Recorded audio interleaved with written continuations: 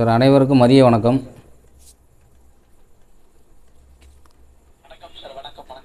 எல்லோரும் நல்லா இருக்கீங்களா? நல்லா இருக்கேன் சார், நல்லா இருக்கேன். Okay okay okay okay okay.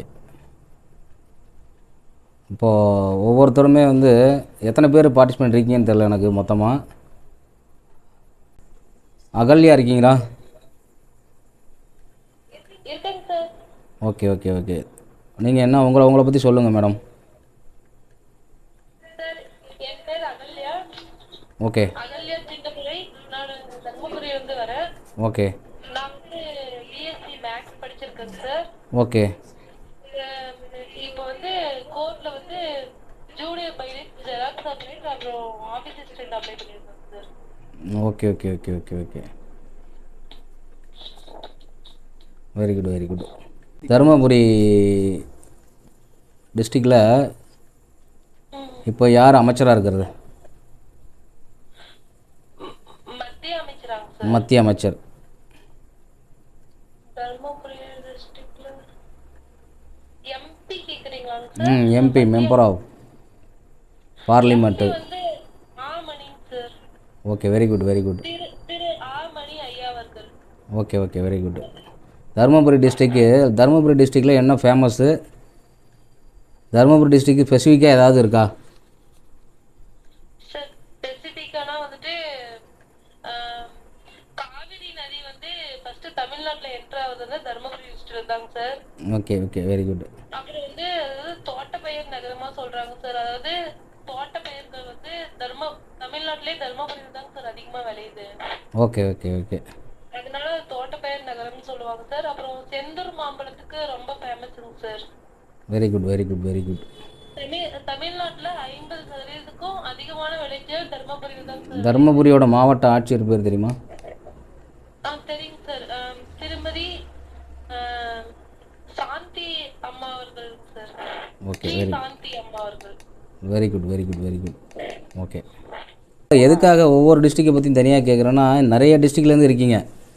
Dharmapuri, Villupuram, Ranipet, Kanchipuram, Tirunelveli, புதுக்கோட்டைன்னு நிறைய டிஸ்ட்ரிக்ட்லேருந்து பார்ட்டிசிபெண்ட்டாக இருக்கீங்க.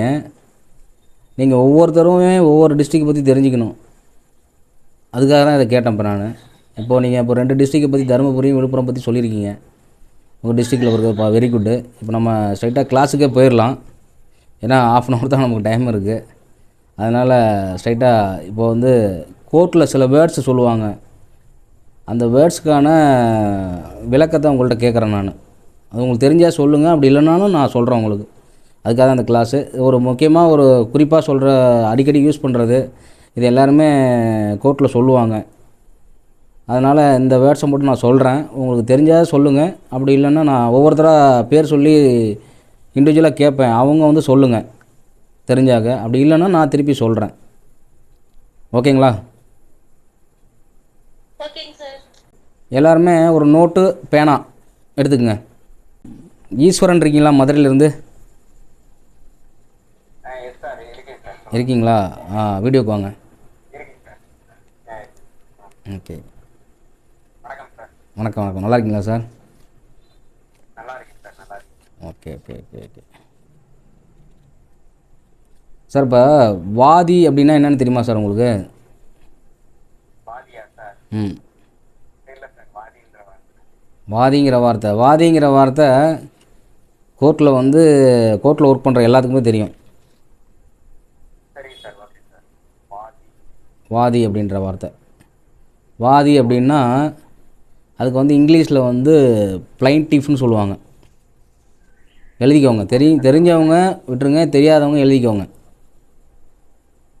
பிளைன்டிஃப்னு சொல்லுவாங்க. அதாவது சுருக்கமாக உங்களுக்கு சொல்கிறேன் நான். Okay sir, okay. வாதினா அவ்வளோதான், அதுக்கு பேர் வாதினா பிளைன்டிஃப். இங்கிலீஷில் யார் ஒருத்தர் வந்து வழக்கு தொடுக்கிறாரோ அவர் தான் வாதி. Okay sir, okay. வழக்கு தொடுக்கிறார்ல. இப்போ எனக்கும் உங்களுக்கும் ஒரு இடம் சம்மந்தமாக பிரச்சனை இருக்குது. அதாவது எப்படின்னா, நீங்கள் வந்து என்னோட இடத்த வந்து ஆக்கிரமிச்சிட்டிங்க. ஆக்கிரமித்து என்னோடய இடத்துல வேலி போட்டுவிட்டீங்க. நான் வந்து போலீஸில் போய் கம்ப்ளைண்ட் கொடுக்குறேன். கம்ப்ளைண்ட்டு வாங்கி பார்த்துட்டு போலீஸை விசாரிச்சுட்டு, எப்பா இது வந்து சிவில் பிரச்சனை, நீங்கள் வந்து நீதிமன்றம் மூலமாக தான் இதுக்கு வந்து நிவாரணம் தேடிக்கணும், நீங்கள் வந்து நீதிமன்றம் மூலயமா போய் உங்கள் பிரச்சனையை தீர்த்துக்குங்க அப்படின்னு சொல்லிடுறாங்க. அப்படின்னா நீங்கள் வந்து இப்போ என்ன பண்ணணும்னா ஒரு வழக்கறிஞரை பார்க்கணும். நீங்கள் வந்து டைரெக்டாக வந்து உங்களுக்கு கோர்ட்டில் ஃபைல் பண்ணுற அளவுக்கு சட்ட அறிவு வந்து இருக்காது. அது வந்து வழக்கறிஞருக்கு தான் இருக்கும்.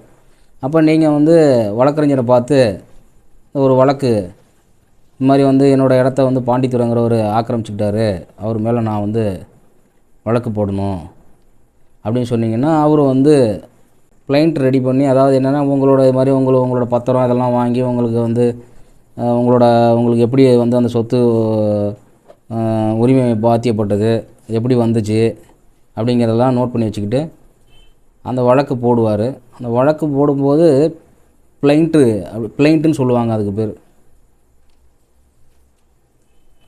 அதில் வந்து வாதி அப்படின்னா நீங்கள் அது யாராவது நீங்கள் வந்து கேஸ் போடுறீங்க, அதாவது வழக்கு தொடுப்பவர். வாதினாலே வழக்கு தொடுப்பவர். இதுதான். Okay sir.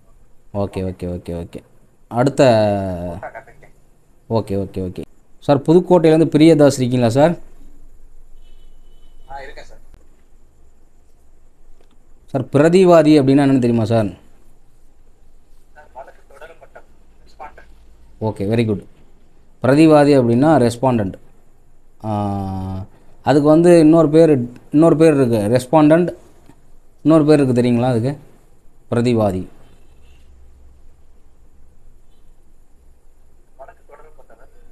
வழக்கு அதாவது யாருக்கு எதிராக வழக்கு தொடுக்கிறோமோ அவர் தான் வந்து பிரதிவாதி. இப்போ நான் வந்து உங்கள் மேலே வழக்கு தொடுக்கிறேன்னா நான் வந்து வாதி, நீங்கள் வந்து பிரதிவாதி. பிரதிவாதிக்கு வந்து இங்கிலீஷில் ரெஸ்பாண்டண்ட்டு இன்னொன்று இருக்குது, டிஃபெண்டன்ட்னு சொல்லுவாங்க. பெட்டிஷனர் மனுதாரர்னு வந்தால் தான் ரெஸ்பாண்டண்ட் வரும்.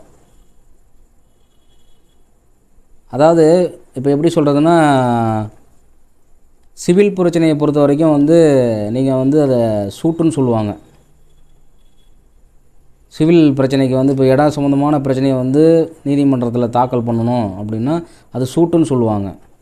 அதுவே வந்து இப்போது ஒருத்தர் வந்து எப்படி சொல்கிறது, நம்ம டிவோர்ஸ் கேஸ்லாம் நடக்குதுல்ல, இந்த டிவோர்ஸ் கேஸ் நடக்கிறதெல்லாம் வந்து மனுதாரர் எதிர்மனுதாரர்னு சொல்லுவாங்க.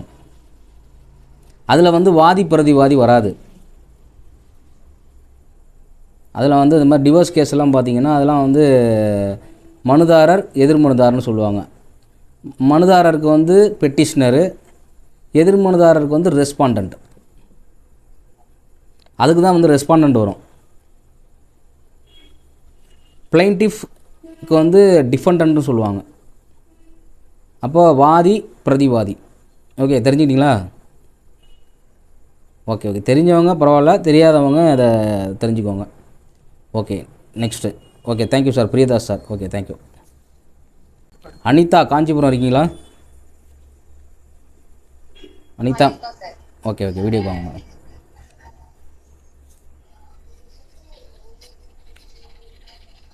இருக்கீங்களா? Okay okay.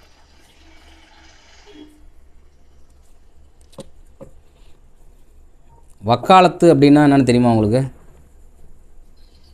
பொதுவாக இது எல்லாருக்கும் தெரியும். அது தெரியல உங்களுக்கு?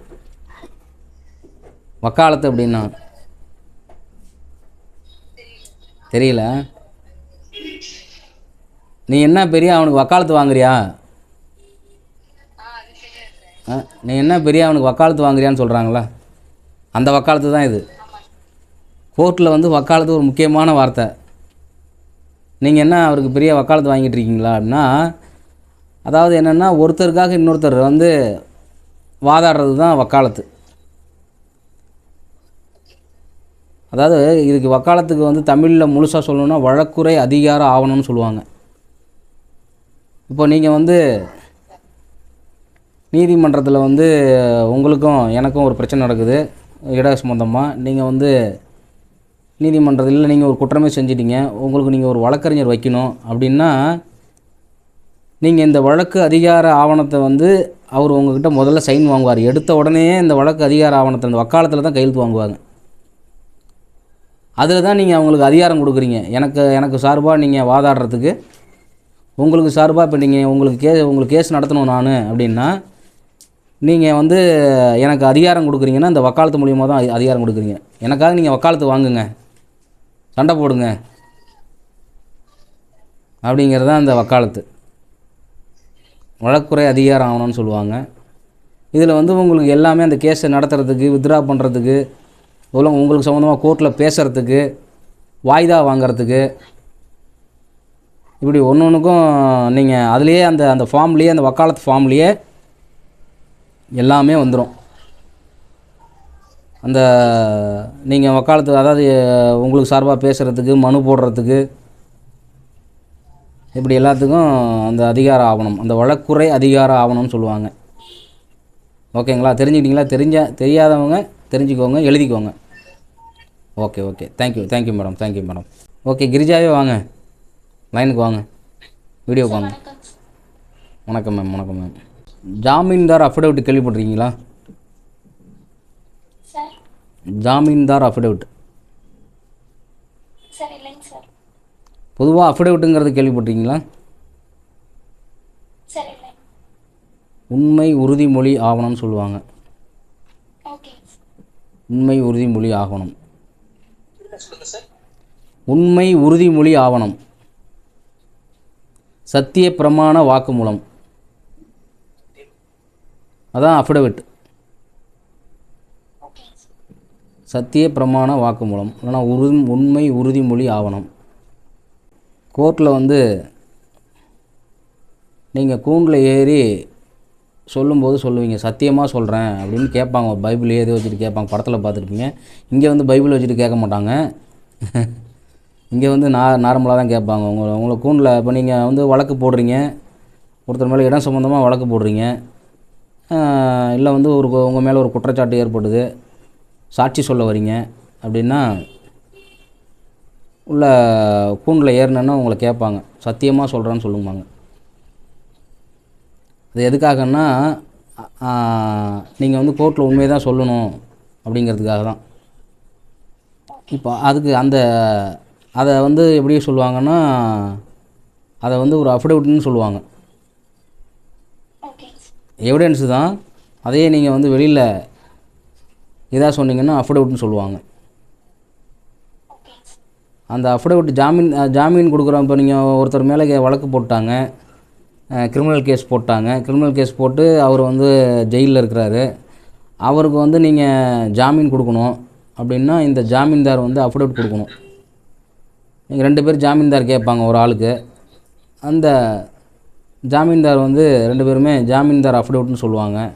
அதில் வந்து நான் உங்களோட பேர், அட்ரஸ்ஸு எல்லாத்தையும் சொல்லி உங்களுக்கு எவ்வளோ சொத்து மதிப்பு இருக்குது அப்படின்னு சொல்லி ஒரு அஃபிடவிட் கொடுப்பாங்க. இது ஜாமீன்தார் அஃபிடவிட்டு. அதை இல்லாமல் அஃபிடவிட்லேயே நிறைய அஃபிடவிட் இருக்குது. எப்படி சொல்கிறதுனா, நீங்கள் ஒரு விஷயம், இப்போ உங்களோட சர்டிஃபிகேட் தொலைஞ்சி போச்சு,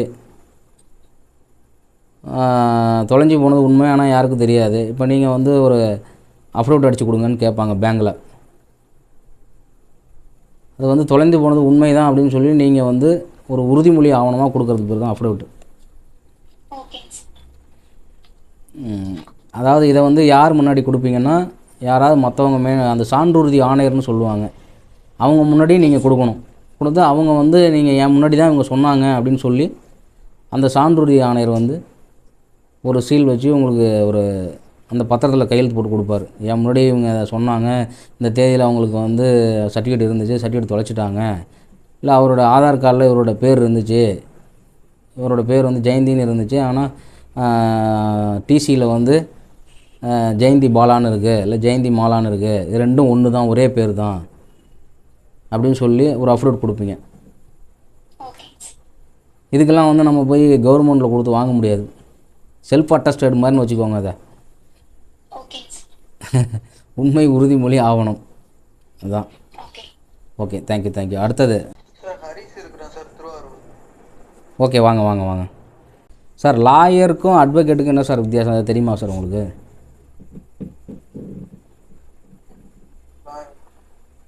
தெரியுமா சார்? லாயர் அட்வொகேட் தெரியலங்க. ரெண்டுக்கும் வித்தியாசம் தெரியல அப்படி தானே. லாயர் அப்படின்னா தெரிஞ்சுக்கோங்க, லாயர் அப்படின்னா சட்டம் படித்த அனைவருமே லாயர் தான். Okay sir. அதாவது அந்த பேச்சுலர் ஆஃப் லா பிஎல் அப்படி இல்லைன்னா எல்எல்பி, கர்நாடகா எல்எல்பி, அதர் ஸ்டேட்டில் எல்எல்பின்னு சொல்லுவாங்க. இவங்க படித்து யூனிவர்சிட்டியில் வந்து சர்டிஃபிகேட் வாங்கிட்டா இவங்க வந்து லாயர். Okay sir. இவங்க தான் லாயர். இது மாதிரி நிறைய பேர் இருப்பாங்க. இப்போது இந்த லாயர் வந்து தமிழ்நாடு பார் கவுன்சில்னு இருக்குது. தமிழ்நாடு பார் கவுன்சில்னு சொல்லிட்டு தமிழ்நாடு வழக்கறிஞர் சங்கம் அப்படின்னு சொல்லி சென்னையில் இருக்குது. இந்த பார் கவுன்சிலில் பதிவு பண்ணியிருந்தாக்க அவங்க வந்து அட்வொகேட். பதிவு பண்ணி உங்களுக்காக இன்னொருத்தவங்களுக்காக வாதாடினா தான் அட்வொகேட். லாயர்னால் சட்டம் படித்த அனைவருமே லாயர் தான். அந்த டிகிரியை ஃபில்ஃபில் பண்ணி டிகிரி சர்டிஃபிகேட் வாங்கி வச்சுருந்தா அவங்க லாயர். லாயர் வந்து இன்னொருத்தருக்காக வாதாட முடியாது. அட்வொகேட் ஆக்ட் 1961 படி 1961 வழக்கறிஞர்களுக்கான சட்டம் அப்படின்னு சொல்லி ஒன்று ஏற்றிருக்காங்க. அந்த சட்டத்தின்படி வழக்கறிஞராக வந்து நீங்கள் தமிழ்நாடு அந்த வழக்கறிஞர் சங்கத்தில் வந்து பதிவு பண்ணியிருக்கணும் உங்களை வழக்கறிஞராக. இந்த பதிவு பண்ணியிருந்தால் மட்டும்தான் நீங்கள் வந்து இன்னொருத்தருக்காக கோர்ட்டில் அப்பியர் ஆகி இந்த வக்காலத்து மூலயமா அப்பியர் ஆகி நீங்கள் வந்து வழக்கு நடத்த முடியும். இல்லை இன்னொருத்தருக்கு பெயில் எடுக்கணுன்னாலும் நீங்கள் இந்த வழக்கறிஞராக இந்த பார் கவுன்சிலில் பதிவு பண்ணியிருக்கணும். அவங்க பதிவு பண்ணி அவங்க பதிவு எண் கொடுப்பாங்க உங்களுக்கு. அந்த பதிவு எண் மூலயமா உங்களுக்கு ஒரு ஐடி கார்டு கிடைக்கும். இந்த ஐடி கார்டு இருந்தால் தான் நீங்கள் வந்து அட்வொகேட் ஆக முடியும். லாயருங்கிறது யார் வேணாலும், சட்டம் படித்த யார் வேணாலும் லாயர்னு சொல்லிக்கலாம். ஆனால் அட்வொகேட்டு எல்லோரும் ஆக முடியாது. இந்த சங்கத்தில் பதிவு பண்ண 1961 ஆக்ட் படி பதிவு பண்ணினவங்க தான் வழக்கறிஞராக இன்னொருத்தருக்காக வாதாட முடியும். ஓகேங்களா? Okay. Okay okay okay thank you sir. Thank you. பாண்டிச்சேரியிலேருந்து காயத்ரி. வணக்கம் மேடம். வணக்கம் மேடம். கேவியட் அப்படின்னு சொல்லுவாங்க, தெரியுமா உங்களுக்கு? யாராவது கேள்விப்பட்டீங்களா கேவியட்னு? ஓகே மேடம், உங்களுக்கு தெரியுமா மேடம்?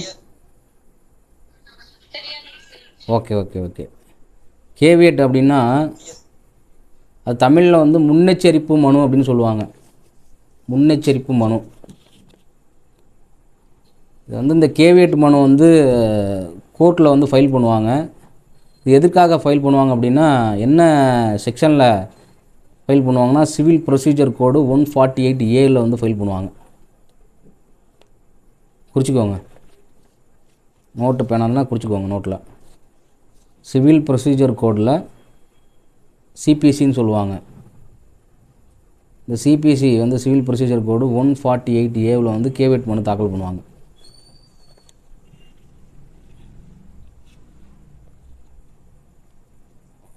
ஓகே, இதுக்கு பேர் கேவியட் ஓபின்னு சொல்லுவாங்க, கேவியட் ஒரிஜினல் பெட்டிஷன் இப்படி சொல்லுவாங்க. இது எதற்காக போடுறாங்க அப்படின்னா, அந்த கேவியட் மனுங்கிறது நீங்கள் உங்களுக்கும் எனக்கும் ஒரு இடப்பிரச்சனை நடக்குது, சிவில் கேஸ் நடக்குது, இல்லை இடப்பிரச்சனை வர மாதிரி இருக்குது அப்படின்னா, நீங்கள் எனக்கு எதிராக எந்தவித உத்தரவும் நீதிமன்றத்தில் பெற்றக்கூடாது அப்படின்னு சொல்லி யாரேனும் வழக்கு தரப்பினரில் ஒருத்தர் வந்து நீதிமன்றத்தில் மனு தாக்கல் பண்ணுறது தான் கேவியட் மனு. அதான் முன்னெச்சரிப்பு மனுன்னு சொல்லுவாங்க. எப்படி வந்து குற்றவியல் வழக்குகளில் வந்து முன்ஜாமீன் வாங்கிக்கிறோமோ அது மாதிரி வந்து இது ஒரு முன்னெச்சரிப்பு மனுன்னு சொல்லுவாங்க. எனக்கு எதிர்ப்பாக எந்தவித உத்தரவும் நீங்கள் நீதிமன்றத்தில் என்னை கேட்காமல், என்னுடைய கருத்தை கேட்காமல் நீதிமன்றம் உத்தரவு கொடுக்கக்கூடாது. உதாரணத்துக்கு சொல்லணுன்னா, இப்போது நீங்கள் உங்களுக்கும் எனக்கும் இடம் சம்மந்தமாக ஒரு பிரச்சனை வர மாதிரி இருக்குது. என்கிட்ட வந்து எல்லா டாக்குமெண்ட்டும் இருக்குது, ஆனால் பொசிஷன் வந்து உங்கள்கிட்ட இருக்குது. பொசிஷன்னா அதான் அனுபவம் நீங்கள் பண்ணுறீங்க, ஒரு சென்ட் இடத்த நீங்கள் பண்ணுறீங்க, ஆனால் அந்த இடத்துக்குரிய பட்டா பத்திரங்கள் உள்ள ஆவணங்கள்லாம் என்னுடைய பேரில் இருக்குது. நீங்கள் 20 வருஷமாக அனுபவம் பண்ணிகிட்ருக்கீங்க. இந்த பத்திரத்தை வச்சு நான் கேஸ் போட்டுருவணும், கேஸ் போட்டு அந்த இடத்த வந்து மீட்டுருவணும் அப்படின்னு நினச்சிட்டு நீங்கள் பயப்படும்போது உங்களுக்கு எதிர்ப்பாக ஏதாவது நான் உத்தரவு வாங்கிடுவேன் அப்படின்னு நினச்சிட்டு நீங்கள் போய் ஒரு கேவியட் மனு தாக்கல் பண்ணலாம். இந்த மாதிரி ஸ்டே எதுவும் கொடுத்துடக்கூடாது அப்படின்னு சொல்லி இந்த கேவியட் மனு தாக்கல் பண்ணலாம். அப்படியே கொடுக்கணும்னாலும் என்னுடைய கருத்தை கேட்காமல் கொடுக்கக்கூடாது அப்படிங்கிறதுக்காக தான். இது வந்து டிஸ்ட்ரிக்ட் கோர்ட்டு, சிவில் முன்சிப் கோர்ட்டு, ஹைகோர்ட்டில் கூட டைரெக்டாக ஃபைல் பண்ணலாம் இந்த கேவியட் ஓபிங்கிறது. ஓகேங்களா? Okay okay okay. தேங்க்யூ. சைஜார் வச்சுருக்கீங்களா? லைன் வாங்க மேடம். வணக்கம் மேடம். வழக்கெழு வினா அப்படின்னு கேள்விப்பட்டிருக்கீங்களா? வழக்கெழு வினா இஷ்யூஸ்ன்னு சொல்லுவாங்க இங்கிலீஷில். வேறு யாருக்காவது தெரியுங்களா? வழக்கெழு வினா இங்கிலீஷில் இஷ்யூஸ். வேறு யாருக்காவது தெரியுங்களா? பார்ட்டிசிபெண்ட் வேறு யாருக்காவது தெரியுமா உங்களுக்கு? இஷ்யூஸ். வழக்கெழு வினா. வாதி பிரதிவாதிகளின் வாதங்களின் அடிப்படையில் படித்து பார்த்து நீதிபதிகள் கொஸ்டின் ஃப்ரேம் பண்ணுவாங்க. ஓகே. Very good. ஓகே, அதை சொல்கிறேன் உங்களுக்கு. வழக்கெழு வினா அப்படின்னா இப்போது எப்படி சொல்கிறதுன்னா, அது அதான் இஷ்யூஸ் ஃப்ரேம் பண்ணுறோன்னு சொல்லுவாங்க. இப்போ நீங்கள் வந்து என் மேலே வந்து வழக்கு தொடுக்குறீங்க, நீங்கள் தான் வாதி. இது மாதிரி இந்த பாண்டித்துரை சார் வந்து என்னோடய இடத்த அபகரித்து வச்சுக்கிட்டு விட மாட்டுறாரு, அந்த இடத்த வந்து எனக்கு மீட்டு கொடுக்கணும் அப்படின்னு சொல்லிவிட்டு அந்த இடம் என்னுடைய தான் அப்படின்னு சொல்லி அறிவிக்கணும்னு சொல்லி நீங்கள் வந்து வழக்கு போடுறீங்க. வழக்கறிஞரை வச்சு வழக்கு போடுறீங்க. நீங்கள் தான் வாதி. கோர்ட்டில் வந்து மனுவை போட்ட உடனே எனக்கு வந்து சம்மன் வரும். இது மாதிரி வந்து உங்கள் மேலே வந்து இந்த ஷைஜா வந்து, அவங்க பேர் என்ன, ஷைஜா ரோஜ் வந்து எங்கள் மேலே வந்து உங்கள் மேலே கேஸ் போட்டிருக்காங்க, நீங்கள் கோர்ட்டுக்கு இந்த தேதியில் வரும்னு சொல்லுவாங்க. நான் ஆஜராகி நான் என்னோடய வழக்கறிஞரை வச்சு நான் வந்து பிரதிவாதி ஆகிடுவேன். நான் வந்து மனு போடுவேன். நீங்கள் சொல்கிறதெல்லாம் மறுத்து நான் மனு போடுவேன். இப்போ நான் மனு போட்டதுக்கப்புறம் கோர்ட்டு வந்து ரெண்டு மனுவையும், நீங்கள் போட்ட மனுவையும் நான் போட்ட எதிர் மனுவையும் ரெண்டையும் பரிசீலனை பண்ணி இந்த 2 பேருக்குள்ளே இருக்கிற பிரச்சனைக்கு உள்ள வினா இருக்குல்ல, அதுதான் வழக்கெழு வினா. இந்த 2 பேரும் அதாவது எப்படின்னா, இந்த பிரச்சனையை தீர்க்கறதுக்குன்னு என்ன பண்ணலாம் அப்படின்னு யோசிக்கிறாங்க பாருங்கள், அதுதான் வழக்கெழு வினா. வாதி பிரதிவாதி 2 பேரும் 2 பேருமே வந்து நீங்கள் உங்களோட இடம்னு நீங்கள் சொல்லுவீங்க, நான் என்னோட இடம்னு நான் சொல்லுவேன். இதில் தீர்க்கக்கூடிய பிரச்சனை என்ன, இது எப்படி தீர்க்க முடியும், இந்த இடம் வந்து ஷைஜாவுக்கு சொந்தமா அவரோட பத்திரப்படி, இல்லை பாண்டித்துரைக்கு சொந்தமா அப்படின்னு கொஸ்டின் வந்து ஃப்ரேம் பண்ணுவாங்க ஜட்ஜஸ்ஸு. இதுக்கு பேர் தான் வந்து வழக்கெழு வினா. சார், அப்போ வழக்கெழு வினாவை வந்து ஃப்ரேம் பண்ணுறது ஜட்ஜஸ் தான் பண்ணுவாங்க வழக்கெழு வினாவை. இதுவே வந்து கிரிமினல் கேசஸில் வந்து எப்படி பண்ணுவாங்கன்னா, சார்ஜ் ஃப்ரேமிங்னு சொல்லுவாங்க, குற்றச்சாட்டு வணைதல்னு சொல்லுவாங்க. அதுக்கு தான் அது ரெண்டையும் ஒன்றாவே சேர்த்து சொல்லிடுறேன் உங்களுக்கு. குற்றச்சாட்டு வணைதல். ஆமாம், சிவில் வழக்கை பொறுத்த வரைக்கும் வழக்கெழு வினா, இஷ்யூஸ் அதுக்கு பேர். கிரிமினல் கேஸை பொறுத்த வரைக்கும் குற்றச்சாட்டு வணைதல், சார்ஜ் ஃப்ரேமிங் அப்படின்னு சொல்லுவாங்க. இப்போ குற்றச்சாட்டு வணைதல் அப்படின்னா உங்களுக்கு அது இங்கிலீஷில் சார்ஜ் ஃப்ரேமிங்கு. அது எந்த சுச்சுவேஷனில் வரும் அப்படின்னா, இந்த சார்ஜ் ஃப்ரேமிங் அப்படிங்கிறது, அதுவும் சார்ஜ் ஃப்ரேமிங்கும் ஜட்ஜஸ் தான் ஃப்ரேம் பண்ணுவாங்க. இஷ்யூஸும் ஜட்ஜஸ் தான் ஃப்ரேம் பண்ணுவாங்க. அட்வொகேட்டோ லிட்டிகேண்டோ யாரும் பண்ண மாட்டாங்க. சார்ஜ் ஃப்ரேமிங்கும் ஜட்ஜி தான் பண்ணணும், இஷ்யூஸும் ஜட்ஜி தான் பண்ணுவாங்க. இஷ்யூஸ் வந்து வாதியும் பிரதிவாதியும் போட்டிருக்க மனுவை படித்து பார்த்து இதில் பிரச்சனை தீர்க்கக்கூடிய பிரச்சனை என்ன அப்படிங்கிறத அதுதான் வழக்கில் வினா. இரு வழக்கு தரப்பினர்களுக்கு இடையே எழக்கூடிய வினாவே வழக்கில் வினா. சார்ஜ் ஃப்ரேமிங்கில் வந்து எப்படின்னா, இப்போது சார்ஜ் ஷீட் ஃபைல் பண்ணுவாங்க. நீங்கள் வந்து ஒரு குற்றம் பண்ணிட்டீங்க, உங்கள் மேலே வந்து காவல்துறை வந்து முதல் தகவல் இருக்குது, first information report FIR file பண்ணிட்டாங்க. எஃப்ஐஆருக்கு அப்புறம் வந்து புலன் விசாரணை பண்ணுறாங்க. இன்வெஸ்டிகேஷன் பண்ணி நீங்கள் தான் அந்த குற்றத்தை செஞ்சீங்க அப்படின்னு சொல்லி சார்ஜ் ஷீட் வந்து நீதிமன்றத்தில் ஃபைல் பண்ணுறாங்க. சார்ஜ் ஷீட் ஃபைல் பண்ணதுக்கப்புறம் கோர்ட்லேருந்து உங்களுக்கு சம்மன் வரும். இது மாதிரி வந்து உங்கள் மேலே வந்து குற்றச்சாட்டு வந்து இது சார்ஜ் ஃப்ரேம் பண்ணி இது சார்ஜ் ஷீட் ஃபைல் பண்ணி போலீஸு பண்ணியிருக்காங்க, நீங்கள் இந்த குற்றம் செஞ்சதாக சொல்லியிருக்காங்கன்னு கோர்ட்டில் நீங்கள் ஆஜராகணும். உங்களை கேள்வி கேட்பாங்க. நீங்கள் வந்து அதுக்கப்புறம் வந்து இந்த சார்ஜெலாம் இவங்க மேலே வர மாதிரி போலீஸ் வந்து குற்றப்பத்திரிக்கை தாக்கல் பண்ணியிருக்காங்களா அப்படின்னு பார்ப்பாங்க ஜட்ஜி. எடுத்த உடனே வந்து போலீஸ் போடுற எல்லா ரிப்போர்ட்டையும் வாங்கி அப்படியே ஜட்ஜி பையில் வச்சுக்க மாட்டாங்க, இல்லை அப்படியே வந்து ஆர்டர் போட மாட்டாங்க. அவங்க வந்து இப்போ வந்து குற்றப்பத்திரிக்கை தாக்கல் பண்ணதுக்கப்புறம் அந்த குற்றப்பத்திரிக்கையில் 5-6 செக்ஷன் போட்டிருக்காங்கன்னு வச்சுக்கோங்க.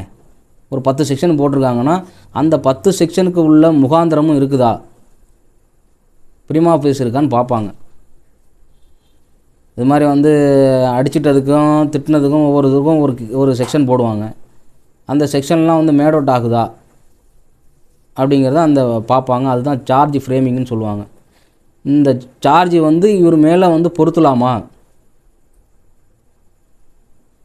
அப்படிங்கிறது தான் சார்ஜ் ஃப்ரேமிங். இது ரெண்டுமே வந்து சிவிலுக்கும் கிரிமினலுக்கும் ஒன்று தான்.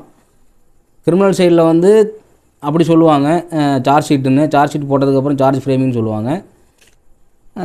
சிவில் கேஸில் வந்து இஷ்யூஸ்னு சொல்லுவாங்க. Okay okay okay very good. Naresh video on பண்ணுங்க. Naresh sir good afternoon sir. Okay okay okay sir. Naresh சாரா? சார் சிவில் கேசஸில் கோர்ட்டில் வந்து இன்ஜெக்ஷன்னு சொல்லுவாங்க, கேள்விப்பட்டிருக்கீங்களா? இன்ஜெக்ஷன் உறுத்துக்கட்டளைங்கிறதே கேள்விப்பட்டிருக்கீங்களா? உறுத்துக்கட்டளையும் இன்ஜெக்ஷனும் ஒன்று தான். ஸ்டேன்னு கேள்விப்பட்டிருக்கீங்களா? அதுதான் இன்ஜெக்ஷன். ஸ்டே, இன்ஜெக்ஷன், உறுத்துக்கட்டளை மூணுமே ஒன்று தான். உறுத்துக்கட்டளையிலேயே வந்து டெம்பரரி உறுத்துக்கட்டளை, டெம்பரரி இன்ஜெக்ஷன், பர்மனண்ட் இன்ஜெக்ஷன் சொல்லுவாங்க. டெம்பரரி இன்ஜெக்ஷனுங்கிறது ஒரு இடைக்காலமாக ஒரு குறிப்பிட்ட நாளுக்கு மட்டும் கொடுக்கறது. பர்மனண்ட் இன்ஜெக்ஷனுங்கிறது சார் உறுத்துக்கட்டளை, இடைக்கால உறுத்துக்கட்டளை, நிலையான உறுத்துக்கட்டளை. இடைக்கால உறுத்துக்கட்டளைங்கிறது இங்கிலீஷில் டெம்பரரி இன்ஜெக்ஷன், நிலையான உறுத்துக்கட்டளைங்கிறது வந்து பெர்மனண்ட் இன்ஜெக்ஷன். இப்போ டெம்பரரி இன்ஜெக்ஷனுங்கிறது வந்து நீங்கள் எப்படி சொல்கிறது, சிவில் கோர்ட்டில் வந்து இப்போ 2 தரப்புக்கு இடையே வந்து வாதி பிரதிவாதிகளுக்கு இடையே பிரச்சனை நடக்குது. வாதி வழக்கு தாக்கல் பண்ணுறாரு, பிரதிவாதி வந்து எதிர் வழக்குரை தாக்கல் பண்ணுறாரு. இப்போ இதற்கு இடையில் வந்து பிரதிவாதி என்ன பண்ணுறாருன்னா, இல்லை பிரதிவாதியோ இல்லை வாதியோ என்ன பண்ணுறாருன்னா, கேஸ் நிலுவையில் இருக்கும்போதே போய் அந்த சம்மந்தப்பட்ட இடத்துல வந்து ஒரு வீடு கட்ட பார்க்குறாரு, இல்லை வந்து காம்பவுண்ட் சுவர் வைக்கிறதுக்கு வந்து ட்ரை பண்ணுறாரு. அப்படின்னா அதை நீங்கள் இந்த கேஸ் முடிகிற வரைக்கும் வைக்கக்கூடாதுன்னு டெம்பரரி இன்ஜெக்ஷன் கேட்கலாம்.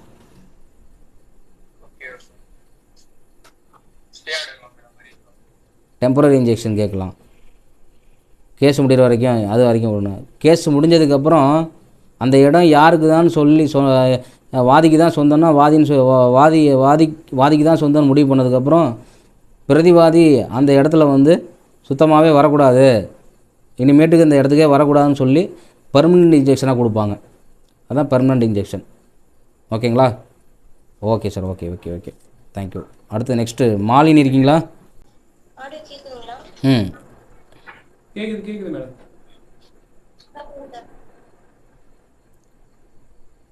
மேடம் எக்ஸ்பார்ட்டி அப்படின்னா கேள்விப்பட்டிருக்கீங்களா?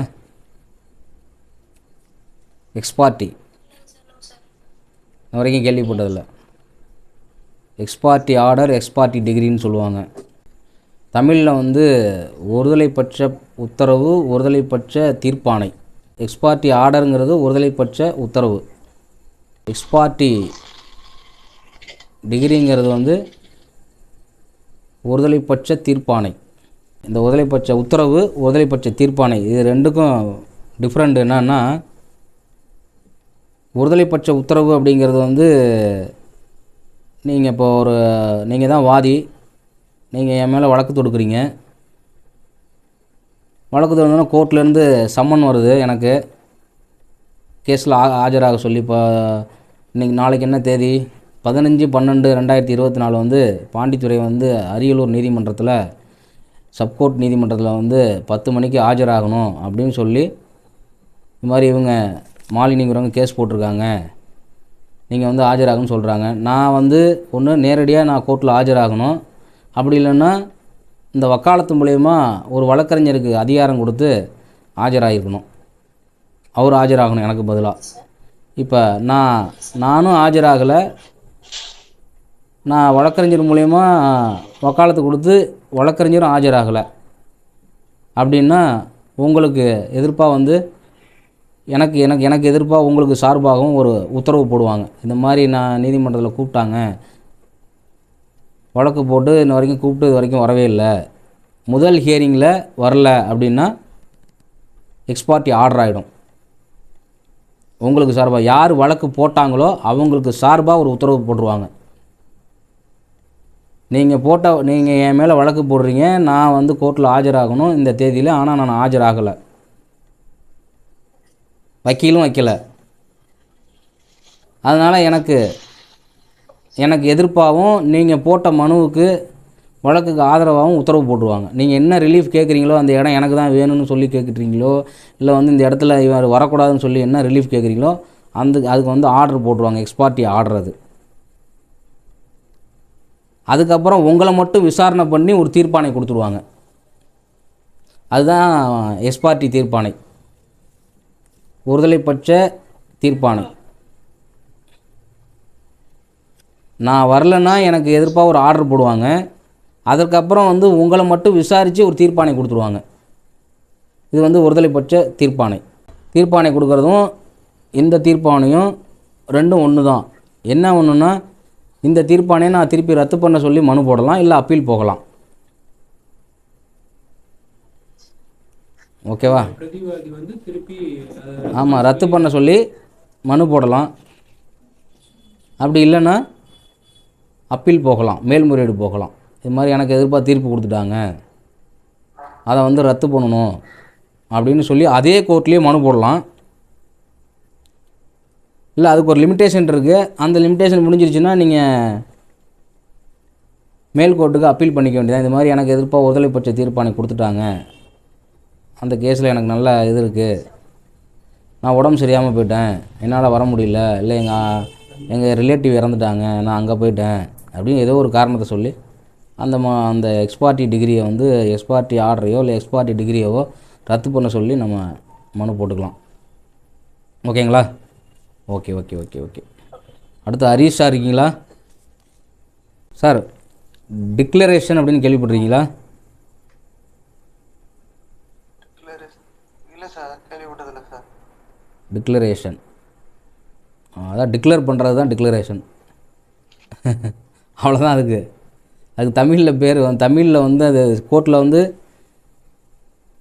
உரிமை விளம்புகை பரிகாரம்னு சொல்லுவாங்க. உரிமை விளம்புகை பரிகாரம் சிவில் வழக்கில் உரிமை விளம்புகை பரிகாரம் டிக்ளரேஷன். இந்த இடம் ஹரிக்கு தான் சொந்தம் அப்படின்னு சொல்லி ஊர்ஜிதப்படுத்தி டிக்ளேர் பண்ணுறது தான் டிக்ளரேஷன். இதை வந்து டிக்ளரேஷன் சூட்டுன்னு சொல்லுவாங்க. சிவில் கேசஸ்லேயே வெரைட்டியான கேசஸ் இருக்குது. அதான் எப்படி சொல்கிறதுனா, டிக்ளரேஷன் சூட்டு, அதாவது declaration case, injection case, partition case அப்படின்னு சொல்லி, ஸ்பெசிஃபிக் பர்ஃபார்மன்ஸ் கேஸு அப்படின்னு சொல்லி நிறைய வெரைட்டிஸ் இருக்குது. அதில் அந்த டிக்ளரேஷனுங்கிறது அது ஒரு சூட்டு. டிக்ளரேஷன்னா அதாவது இந்த உங்களுக்கும் எனக்கும் இடம் சம்மந்தமாக பிரச்சனை நடக்குது. நீங்கள் வந்து இந்த இடம் வந்து உங்களுக்கு தான் சொந்தம்னு சொல்கிறீங்க. உங்கள்கிட்ட எல்லா அனுபவமும், எல்லா பட்டா எல்லாமே இருக்குது. ஆனால் நான் ஏதோ ஒரு போர்ஜரியாக ஒரு பத்திரம் எழுதி வச்சுக்கிட்டு நான் என்னோடதுன்னு சொல்கிறேன். அந்த பத்திரம் பொய், அவர் வச்சுருக்கிறது. என்கிட்ட எல்லாமே இருக்குது, நான் தான் அனுபவம் பண்ணுறேன், அனுபவத்துக்கான எல்லா சான்றும் வச்சுருக்கிறேன், நீங்கள் இந்த இடத்த என்னோடதுன்னு டிக்ளேர் பண்ணுங்கள் அப்படின்னு சொல்லி டிக்ளரேஷன் கேட்பாங்க. உரிமை விளம்புகை பரிகாரம். ஓகேங்களா? ஓகே. அடுத்து அனுஷா. நொடிப்பு நிலையர்னு கேள்விப்பட்டீங்களா மேடம்? இன்சால்வன்ஸ் அப்படின்னு சொல்லுவாங்க. இன்சால்வெண்ட், நொடிப்பு நிலையர்னு சொல்லுவாங்க. இன்சால்வன்ஸ்னு சொல்லுவாங்க. நொடிப்பு நிலையர். நீங்கள் நிறையா கடன் வாங்கியிருக்கீங்க, அந்த கடனை பூரா உங்களால் அடைக்க முடியல. இல்லை உங்களுக்கு வந்து 50,000க்கு தான் சொத்து இருக்குது உங்கள்கிட்ட, ஆனால் 5 லட்சம் கடன் வச்சுருக்கீங்க. இந்த கடனெல்லாம் இந்த 50,000 சொத்தை வச்சு அடைக்க முடியாது உங்களால். கடன்காரங்கெல்லாம் உங்களை வந்து டார்ச்சர் மேலே டார்ச்சர் பண்ணுறாங்க. இந்த டார்ச்சர் பண்ணும்போது என்கிட்ட இவ்வளோ தான் சொத்து இருக்குது, 50,000 தான் சொத்து இருக்குது, நான் நொடிச்சிட்டேன், என்னை வந்து ஒரு நொடிப்பு நிலையராக இன்சால்வெண்ட்டாக அறிவிங்கன்னு சொல்லி கோர்ட்டில் வந்து மனு போடுவோம். அதான் அவர் தான் அந்த இன்சால்வெண்ட், நொடிப்பு நிலையர்னு சொல்லுவாங்க. கோர்ட்லேருந்து உத்தரவு வாங்கிட்டா அவங்க பணம் கொடுத்தவங்கலாம் வந்து கடன் யாரெல்லாம் கொடுத்தாங்களோ அவங்க போய் தொந்தரவு பண்ண மாட்டாங்க, தொந்தரவு பண்ண முடியாது. அந்த 50,000 சொத்தை வேணால் பிரித்து ஆளுக்கு கொஞ்சம் கொஞ்சம் எடுத்துக்கலாம். மற்றதை என்கிட்ட இது மட்டும்தான் இருக்குது, வேறு எதுவும் இல்லை. ஆனால் 5 லட்சம் என்கிட்ட கடன் இருக்குது, என்னால் அடைக்க முடியல, இதனால் எனக்கு ரொம்ப டார்ச்சராக இருக்குது, என்னால் வாழ முடியல, என்னனால் வந்து நொடிப்பு நிலையராக அறிவிங்கன்னு சொல்லி அதாவது ஒரு கிராமத்து வழக்கத்தில் பார்த்திங்கன்னா மஞ்சள் நோட்டீஸ்னு சொல்லுவாங்க. மஞ்சள் நோட்டீஸ் கொடுத்துட்டான்டா அம்மாங்க. கிராமத்து வழக்கத்தில் மஞ்சள் நோட்டீஸுக்கு தான் அந்த நொடிப்பு நிலையருங்கிறது பேர், இன்சால்வன்சி. ஓகே. நெக்ஸ்ட் கிளாஸில் உங்களுக்கு நான் ப்ரீஃபாக எடுக்கிறேன். Okay, all of you thanks. Thank you. Sir கொஞ்சம் வேலை இருக்குது, அதனால் அடுத்த கிளாஸில் பார்ப்போம். தேங்க்யூ.